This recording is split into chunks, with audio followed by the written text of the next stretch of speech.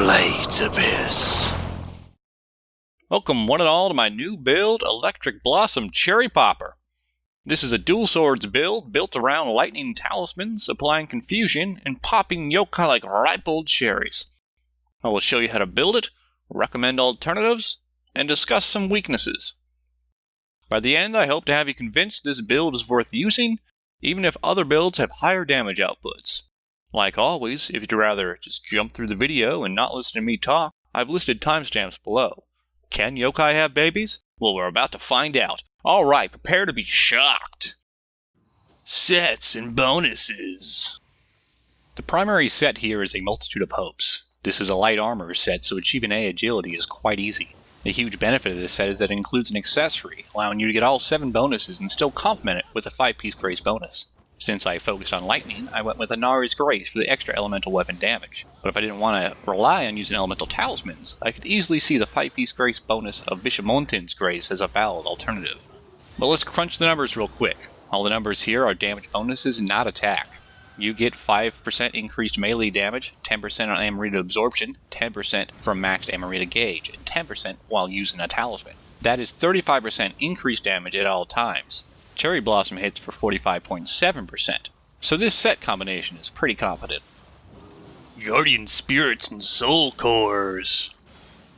For the primary Guardian Spirit, I went with the Blue Dragon for his shock accumulation and melee versus electrified bonuses. The second Guardian Spirit, Rokugizu, is used to get me to A toughness, as my armor setup had me 2 points below the threshold needed to reach 200. You could go with a different secondary if you wish. Just get toughness from a scroll or a different soul core. For my first soul core, I went with my waifu Kasha again. I just cannot help myself. I like being fast. But she also works well here, giving me a third element besides water and lightning, and if I don't want to deal with a pesky ranged demon, I can just toss her at them and fight someone else. I would like a girlfriend like that, actually. For my second, I chose Uman Yudu from the new DLC. He applies both water and lightning in his attacks, proccing confusion, and does some pretty hefty key damage. However, since he is a slime creature and has no brain, a huge downside to him is he doesn't turn well, so quick bosses can just jump out of the way. For my third, I went with Nupepo for the damage buff, but he is also useful for finishing off the last bit of ki on a boss, and if you're hungry, eating him will not interfere with your ketogenic state. Weapons. For my primary, I went with Ogo and Nagame Masamune from the Multitude of Hope set we're running. Your backup weapon does not matter as long as it's Inari's Grace, because you'll always have talismans up. And switching weapons removes elemental imbuements. If you want to use a different pair of dual swords, you can sub out the hatchets for whatever Inari's Grace dual swords you want. Your ranged weapons are not important, just ensure they have damage bonus agility. Armor. For armor, you need 4 pieces of set armor and a heavy waistguard. I went with Million Demon because it's one of the lightest heavy pieces, allowing me to save points and stamina. This setup puts your toughness at 163 without any toughness effects, which is 2 points below the threshold needed to reach A toughness from toughness effects on armor. So, as I said previously, you will need to supplement some extra toughness through your secondary Guardian Spirit, from a scroll, or from a soul core. You need at least 4 pieces with toughness in my exact setup to reach 201 toughness. It is ideal to get elemental weapon damage in all your light pieces, but active skill damage is an okay alternative. Active skill damage is the only star effect you can get on heavy armor. Accessories and items. For my accessories, I of course went with the Asakani Magatama and Tokyo Chiro's Gourd. A star effect with melee versus electric is ideal, but melee versus zero ki is a fine alternative. You can apparently reroll both on a single accessory, but I don't have time for that. Shock accumulation and extended elemental weapon on both will save you some heartache. For my items in Jutsu, I went with Lightning Talisman for shock and awe, Barrier because I suck at key management apparently, Extraction to get my damage bonus on Amarita Absorption, Steel Talisman because I'm a little squishy, Soul Purge if I really want to pop some Yoki cherries, Blinding Shell since I had spare Nujitsu slots, Weakness Talisman to lower boss defense in co-op, Lightning Amulets as a backup to Lightning Talismans, Quick Change for co-op boss battles, Spirit Stone to maximize my Amarita Gauge, and Dainonjin Saki because I don't like being confused, and nor should anybody else. Skills.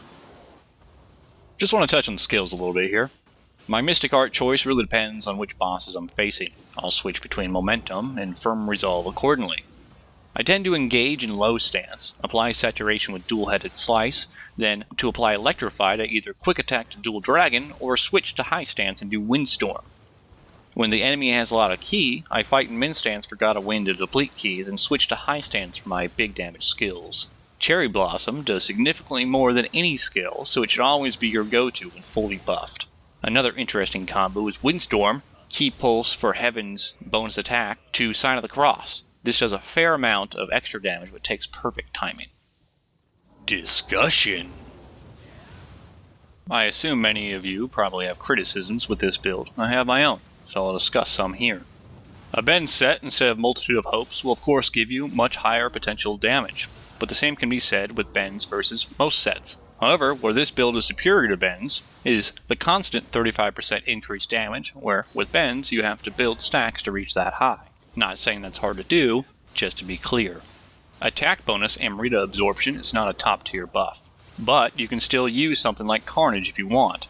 Attack buffs with the same symbol do not conflict or stack, but better buffs will last until its buff time is depleted, even if your icon shows a lesser buff refreshed over it. This works the same with all buffs that have the same icon. Lesser buffs never remove the better ones.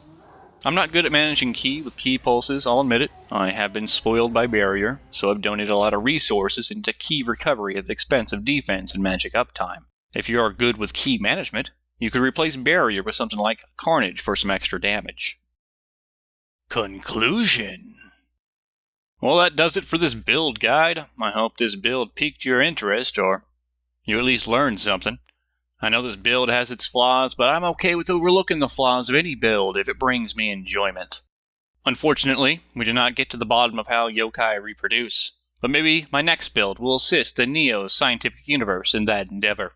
Until next time, take care, and now I leave you with a short level clear.